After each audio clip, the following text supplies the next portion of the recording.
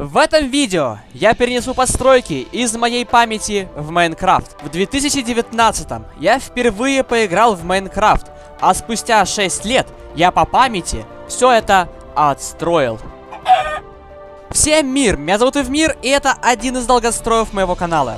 Будет много построек, историй и даже немного попсы.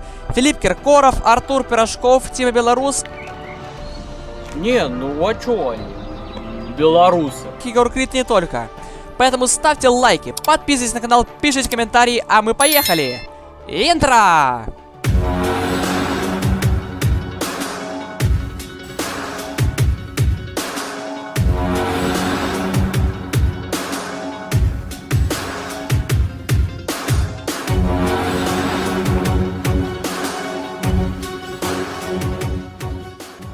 Просто для понимания контекста вам такой момент. Дело в том, что я, когда играл в Майнкрафт в 2019-м, у нас там этажом выше была дискотека. И там играло много попсовых песен. Поэтому, когда я слышу какую-нибудь попсовую песню, у меня в голове сразу всплывают образы. И я начинаю либо лучше строить, либо активнее импровизировать. Поэтому я собрал большинство песен, которые я когда-либо тогда слушал в те годы, и начал строить. Да, только есть нюанс, песни эти с АП, и вы в моем ролике, скорее всего, их не услышите. Так или иначе, первое, что я построил, это буквы. Просто буквы. Н, А, Н. Вы, наверное, спросите, где они? Ну... Я их взорвал. Поясняю. У нас в лагере было 3 отряда. Торнадо, Динамит и Вип. И прикол в том, что суммарно в одном только Торнадо было порядка 3 Иванов. А ведь еще и в соседнем отряде был минимум 1. Ну и вот, короче, один из тех Иванов и построил вот эти буквы, да? А я эти буквы взорвал. Не помню почему. Не, ну а чё они? Буквы. Познакомьтесь, это я только из параллельной вселенной, где я фанат поп-музыки, Влада А4, а еще, ну, собственно, на ютубе такое говорить вроде бы как нельзя, поэтому говорить не буду. Всем привет! Ну, и так уж получилось, что этот персонаж тоже смотрел Стаса Асафьева. Впрочем, это уже совсем другая история. Да? Короче, продолжаем. Буквы я взорвал, зато маяк построил.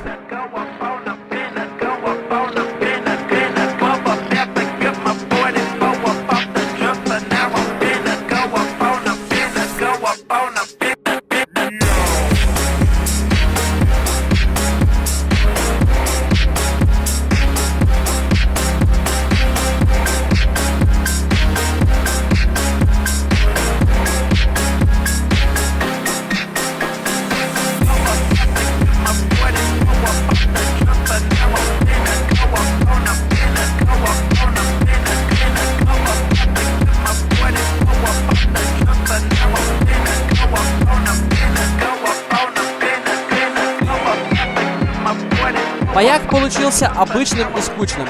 А что ты думаешь, Вань? Не, вообще не понимаю, почему люди хейтят Тиму Белорусских? Нормально у него песни, только он жанром ошибся. Ему бы в рок. Так, стоп, я же по сюжету фанат попсы. Не-не-не, Тима Белорусских жанром не ошибся. Но это отношение к делу не имеет. Поэтому продолжаем. Как известно, все должны где-то жить. Поэтому я себе еще тогда в 19-м построил дом в моих любимых цветах. Зеленом и желтом. Иван мне такую тему когда-то намутил, которая прям скидывала игрока прям в лаву. Но я в Redstone не жарил слово нифига. Поэтому перед все было только вот такая херня, и все. Но войти все равно сложно. Да, кстати, это вообще было на багроке, поэтому даже особо и считаться не должно. Итак, дома нас встречает шахматный пол. Не, ну а чё они? Шахматисты. Тут вдоль стен стоят блоки профессий. А вот тут у нас сундуки есть. И кровати. Над кроватью куча голов. А я сейчас рассказываю, в чем еще прикол. Мы были на багроке. На этой кровати любили спать жители, так что получалось, что жителей головы каким-то боком, багроком оказывались над кроватью. Я это перенести смог только так. Ну, багрок фигли. На втором этаже у нас чаровалка. С другой стороны головы. всяких мобов. Да и не только мобов. А сверху весьма интересный дизайнерски оформленный потолок. Это вода и лава. Правда, с этим домом есть один связанный нюанс. И даже дело не в том, что он окружен барьерами, а то, что когда-то он был построен из изумрудов и золота. Боже, какой это кринж был. Это был 2019. Мы шуршали как могли. Не, ну фиг не шуршать, когда ты играешь админского аккаунта. Ну, тут шурши не шурши, а суть одна. Я тогда был 11-летним стереотипным школьником в Майнкрафте. Так или иначе, я сейчас нахожусь в городе одного из участников проекта, пацана по имени Андрей.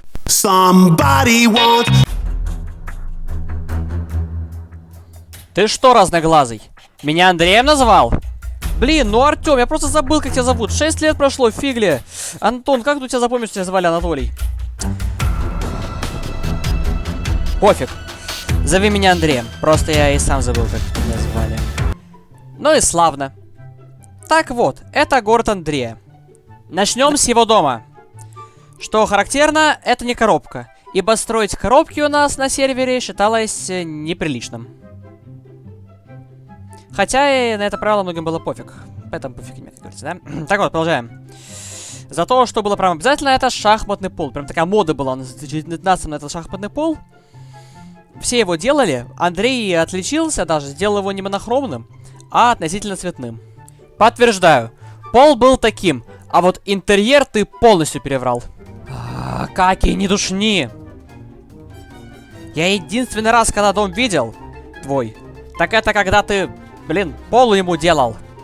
Вань, Да. а можно я один длинный монолог организую? Конечно, организовывай. Хорошо. Итак, я хоть из параллельной вселенной, но разум у нас один на всех. И так вот, воспоминания тоже один на всех. Там же в лагере, когда я был, ну, мы были, там же у нас не только дискотека была, все пляски, дела и так далее, нет. У нас сперва была разрядка, разминка, ну, тоже была попса на самом деле. Первая песня — это «Руки над головами» группы «Мозги». Но это на самом деле было единственное, что название я запомнил. Единственное, что смог потом найти из-за того, что название запомнил. Но потом же все было гораздо упоротее и интереснее. Следующая песня, она была... Ее пой примерно один человек, помимо меня. Там танец был весьма специфический. И прикол в чем? Первый куплет, там говорит только один. Там своя припев, и потом куплет, свой припев и так далее. Но это же полбеды. Как еще что там было?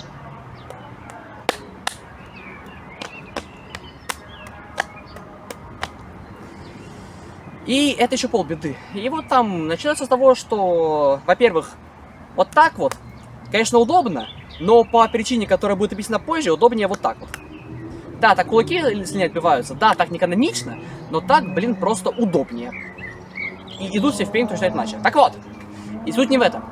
Суть в том, что начинается с того, что какая-то женщина что-то объясняет так, будто бы она что-то объясняет, прям реально так объясняет, типа. Цоку, бач, цоку, ве, цоку, бача, цоку, ве. И далее какой-то мелкий, неизвестного пола и возраста, но явно мелкий. Повторяет. Так, цок, бач, цок, ве, цок, бач, цок, бач, ве, цок, бач, цок, ве, цок, бач, ве, цок, бач, цок, ве. Ну и дальше. Дальше вот так вот что-то танцуется, делается, действуется и так далее и тому подобное. Потом начинается припев, какой танец был во время припева, я не помню, а текст помню примерно, ибо текст он не на русском, не на английском, по-моему, даже, и я вообще не имею, что там поется, но тем не менее. И типа, вот а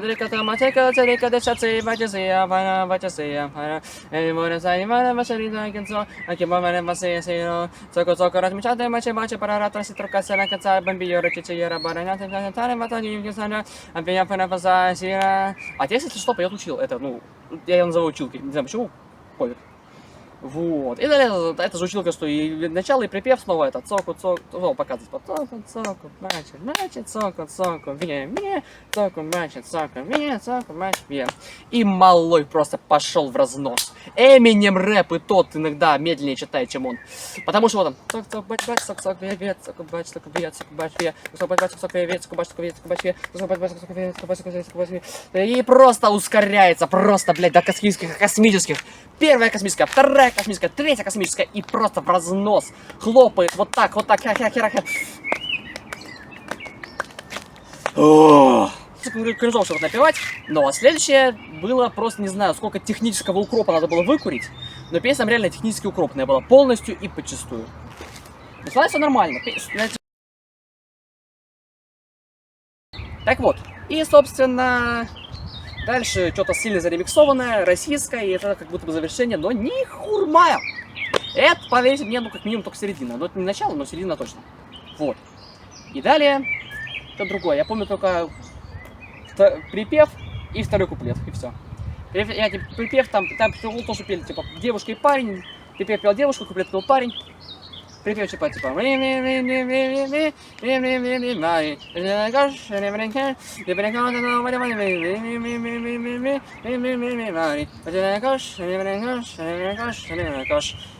Ну и куплет типа. Антон Цой. Тоша. Тюрился. Боюсь. Это время сам там. И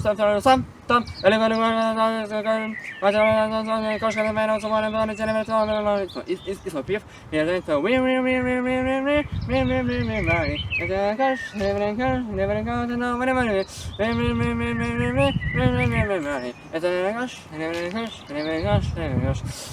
На самом деле там помнится это слово «кош» и его вариант «кош А». Что-то подобное упоминалось на протяжении примерно всей песни, но в целом пофиг. Я не знаю, что нафиг это было, но к подводке это еще и подводка. Ну и на финалочку оставалось что-то тоже технически укропное. Тоже укропы обкурились, но уже хотя бы русские. Хотя там тоже русские были за одну песню до этой, но тем не менее. Тут хотя бы текст был на русском, но текст был, конечно, упоровкой то еще. Вот по какому примерно шаблону все строилось. Я смотрю на макароны, макароны смотрят на меня, между нами пустота, пустота. Я смотрю на макароны, макароны смотрят на меня, между нами пустота, пустота. Макароны, макароны. Макароны, ту-ту-ту-ту-ту-ту. Я смотрю на чебуреки, чебуреки смотрят на меня, между нами пустота, пустота.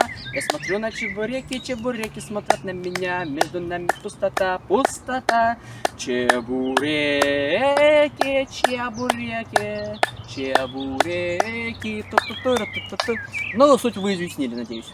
Вот по такому шаблону вся песня это и строилась. И, ребята, дамы и господа, уважаемые подписчики, если вы знаете эти песни, хотя бы название одной из них, хотя бы одной, ну, желательно всех, пожалуйста, пишите в комментариях или в ТГ. Ссылка в описании.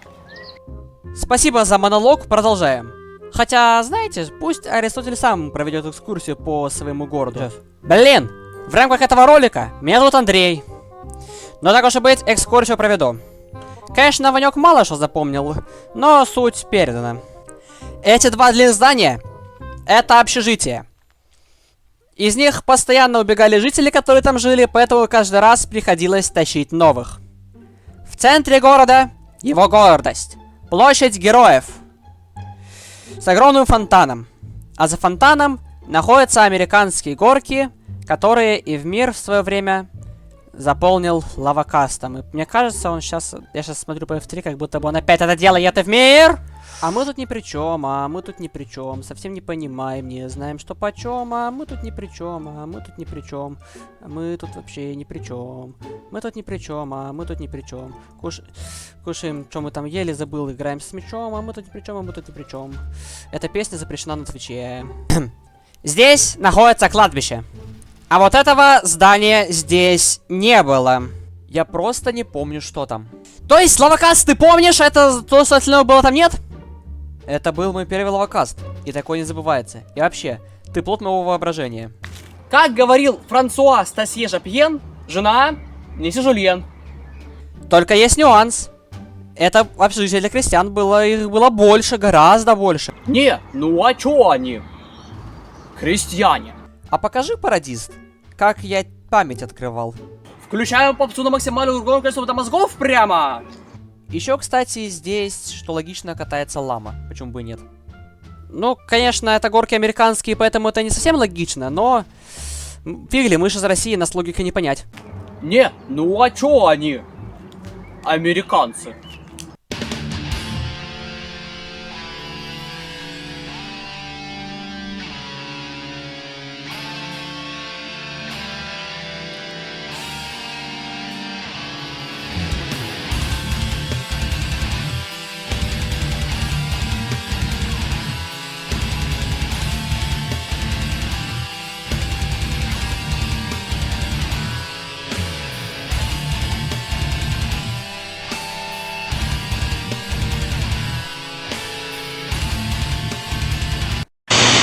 или иначе, следующая постройка — это дом на воде.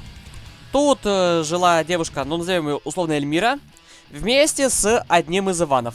Дом вроде бы как коробка, но так как он на воде, это не считается. Собственно, тут у нас в этом доме все по классике. Шахматный пол, панорамные окна, симметричный слегка даже интерьер.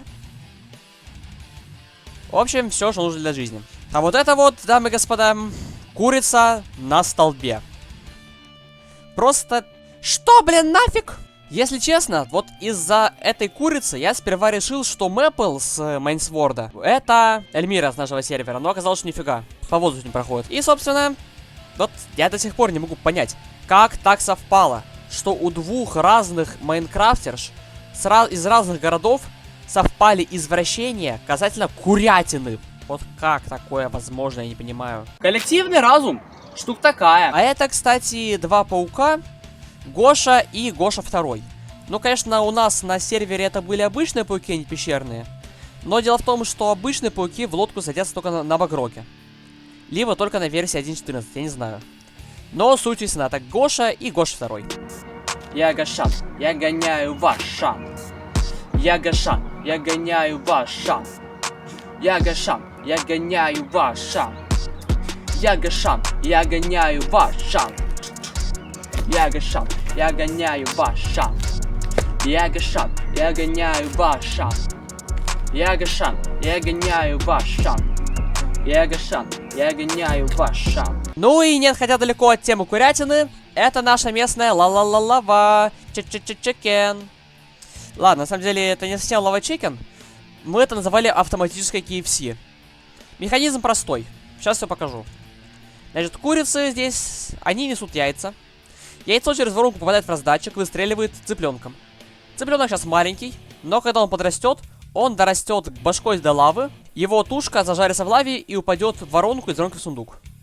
Механизм, по идее, должен работать именно так, однако по какой-то причине у меня произошел баг, и цыплята не хотят расти. Однако у нас на багроке все росло. Но ладно, я еще цыплят оставлю. Если реально они вырастут, то какой-то баг, это, видимо, либо разработчики-то пофиксили, что странно, ибо лава чикен официально был в фильме, либо еще какая-то херня произошла. И пишите в комментариях, как эта ферма работала у вас. Ну и еще касательно всего этого дела, я не люблю говорить про еду. Вот. Да и курятину я это особо не люблю. Я типа люблю курятину в виде наггетсов, котлет, там шашлык вроде бы куриный тоже есть.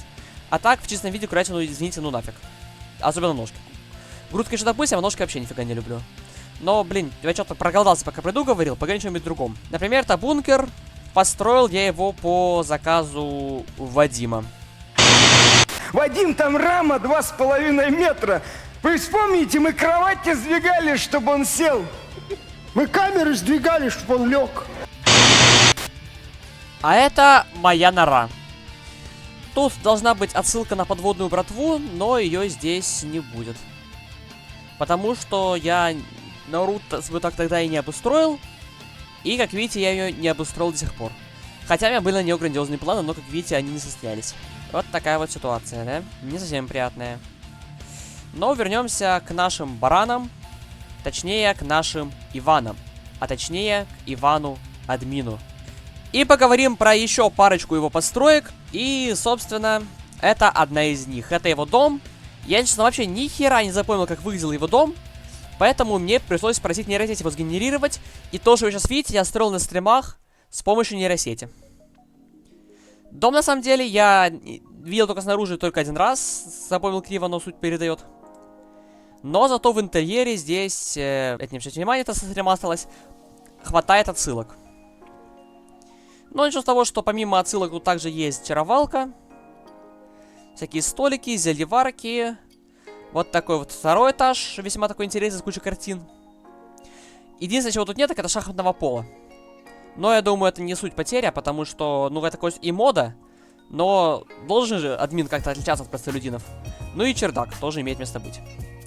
И теперь поговорим про отсылки. Отсылки я оставил здесь на попсу, которую слушал, пока все это строил.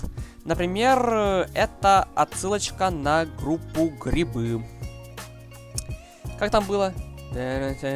И профессионально иду гулять. Между нами метает жир. Вместо колы мы пьем кефир. Блин, кто бы мог подумать, что эта пародия, придуманная моим знакомым 1000 лет назад, будет с каждым годом все актуальнее и актуальнее. Сперва санкции, потом аниме. Тут вообще нифига не докола никому. А это что-то типа незабудки. На самом деле нифига это незабудка, на самом деле. Но суть выяснили, да? Тима белорусских, фигли его, да? И пускай капает, капает дождик, иду в аирподсах тебе, и хоть я... Но все равно знаешь, что мне нравится это, ходить к тебе, ходить к тебе. Боже, какой кринж, да? Я эту пародию придумал примерно в 2019-м. И я не думал, что я исполню ее на публику. Капец. Теперь жалею об этом. На заднем дворе тут находится ферма пшеницы. Конечно, у Ивана она, если и была, то только автоматическая. Но я, так как в автоматике ни хера не шарю, то она у меня такая. Зато тут хотя бы растительная система продумана. И уходит река туда, водопадом в каньон. И с этим каньоном связана одна интересная история. Не та, что я на стриме отшалываю примерно 2 или 3 стрима. А то, что на нашем сервере вот этот каньон, значит, да, рядом дом Ивана находится. И вот, значит, был у Андрея день рождения. И, чисто почему бы нет, Иван выдал ему креативку. И вот Андрей летает такой, летает, мол, Ивана благодарит, а Иван такой: с днем рождения. И прописывает ему Game Mode Survival. Андрей, разумеется, падает, разбивается. Вот такой вот подарок на день рождения, пранк весьма такой интересный. Но пранк Андрею не зашел, Андрей взял еще одного Ивана и упер туда за 1000 блоков. Дом за 1000 блоков мы посмотрим потом. Сейчас мы посмотрим еще одну постройку. Построю нашим гениальным Redstone инженером, Redstone гением по имени Иван. Так как в Redstone я не шарю, механизм получился слегка всратым, но вроде бы как он функционирует. Итак, что значит тут у нас есть? У нас есть, получается, дверь, за которой алмазы, изумруды, золото, как видите, да? Комната какая-то, другие помещения. И рычаг есть. Дверь железная, то бишь как-то открыть ее так нельзя, вот нажимание нажимается. Есть рычаг. Но, если мы нажмем на рычаг, то стены нас задвинут. И мы умрем. Тут сейчас сложность стоит легкая. Сейчас сложность посложнее поставлю. И, как видите, мы почему-то не умираем. А, все, умираем, все, отлично. Так что, вот, конечно, механизм неплохой. А главное, функционирующий. Только есть один маленький нюанс. Дело в том, что у Ивана механизм был с функцией авторасклинивания, какой-то там функции авторасклинивания. И, конечно, авторасклинивание я не придумал, как сделать, поэтому тут все происходит, к сожалению, вручную. А из-за того, что у Java есть свои баги, все происходит вручную вдвойне. Сперва вот так раскрываются двери, но нифига они не раскрываются, казалось бы, да? Все потому, что поршни багаются.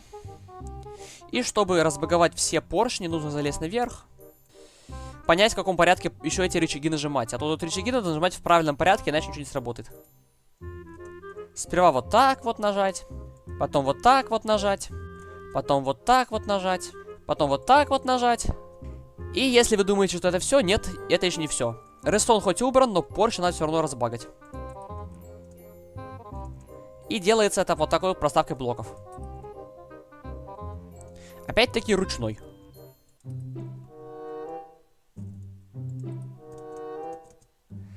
Но у Ивана каким-то образом получалось все это дело автоматизировать. Но я, конечно, хоть и Иван, но я не тот Иван, который нужен вам. И поэтому автоматизировать это я, например, лично не смог.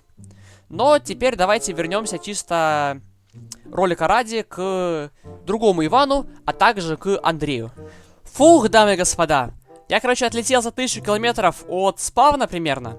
И тут как раз-таки находится дом Андрея, новый. А также Иван тоже с ним какое-то время жил. Тут у нас на входе шахта, интегрированная в гору. Сам дом тоже интегрирован в гору. И пусть снаружи это не особо заметно, внутри заметнее посильнее. Первая комната — это вот такое вот помещение. Просто самая обычная базовая. Тут типа и склад, и стол, и зельеварка, и всякие сундуки, печки и так далее. Вот. Кстати, примерно этим я вдохновлялся, пока строил свой дом на Майнсворде один из.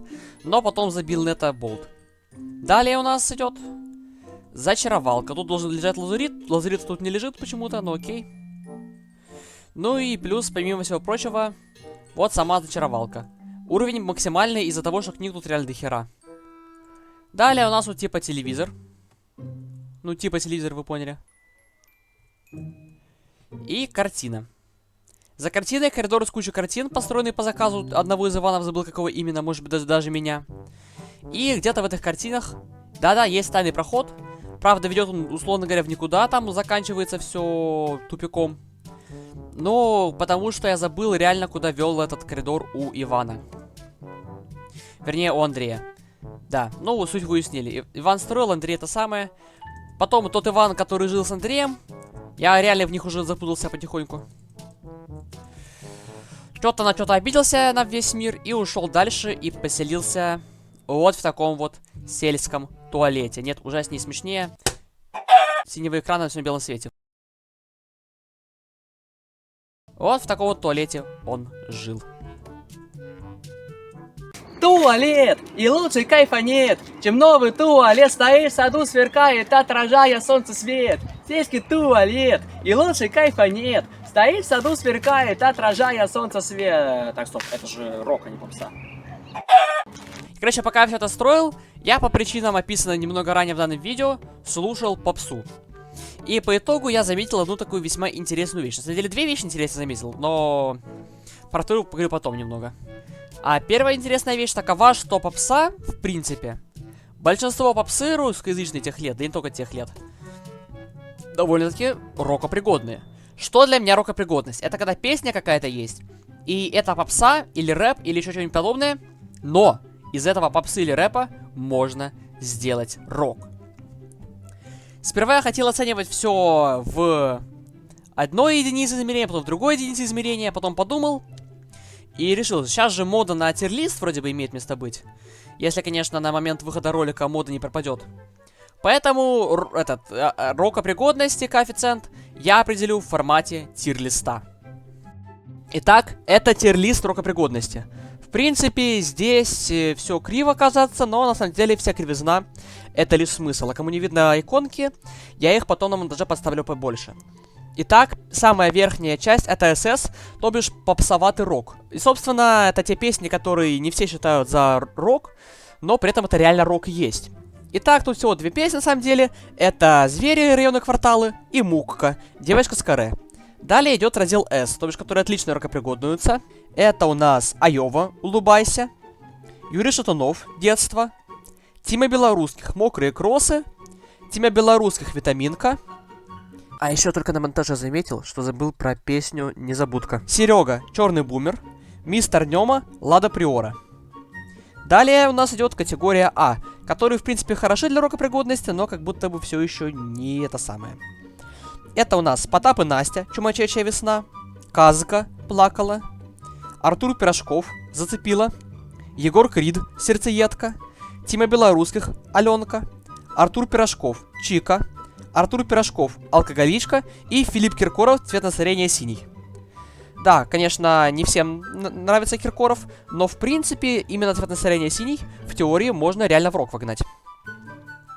Далее у нас идет отдел Б, который приемлемо. То есть, конечно, можно, но как будто бы дофига не дотягивает.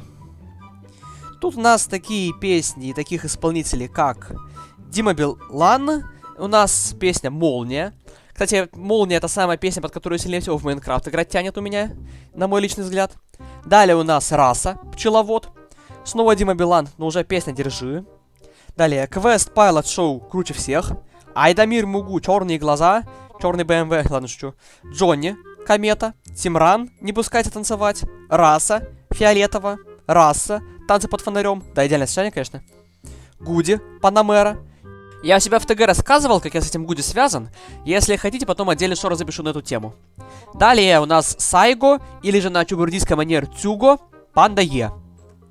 И еще под конец этого всего дела Галибри и Мавик Федерико Феллини.